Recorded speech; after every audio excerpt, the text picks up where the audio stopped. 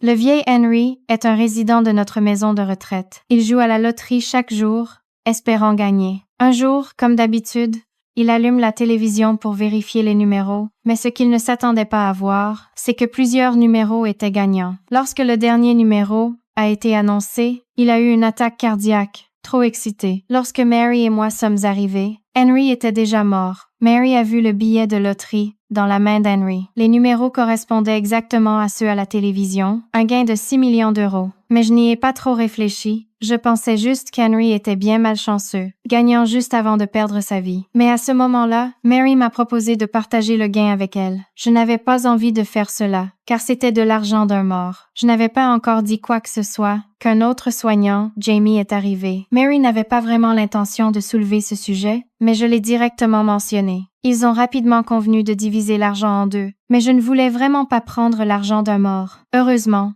le médecin et son assistant sont venus faire leur ronde, et j'ai honnêtement avoué ce qui s'était passé. Le médecin n'a pas hésité une seconde et a décidé que nous devrions partager l'argent à 5. Je trouvais que c'était mal, mais ils ont tous cherché des raisons pour justifier le partage de l'argent. Je n'étais toujours pas convaincue, jusqu'à ce que le directeur de la maison arrive. Jamie et l'assistant se sont alors agenouillés pour me supplier, et j'ai été forcée d'accepter leur suggestion. Nous avons touché le gain et avons vécu une vie de luxe. Mais un jour, le médecin est mort dans un accident en mer, et en venant à ses funérailles, Jamie n'a cessé de dire que cet argent était maudit, car le propriétaire du bateau qui a tué le médecin s'appelait aussi Henry. Nous avons trouvé cela risible, une simple coïncidence, mais lorsque Jamie a enlevé sa perruque, elle a été diagnostiquée avec un cancer des ovaires. Elle a alors proposé de rendre l'argent, mais je n'ai pas voulu le rendre. Je me contentais de réconforter Jamie en lui disant qu'elle guérirait sûrement. Quelques jours plus tard, l'assistant a commencé à croire que l'argent était vraiment maudit, car Jamie était tombé dans une Ford avant sa mort, et le fondateur de Ford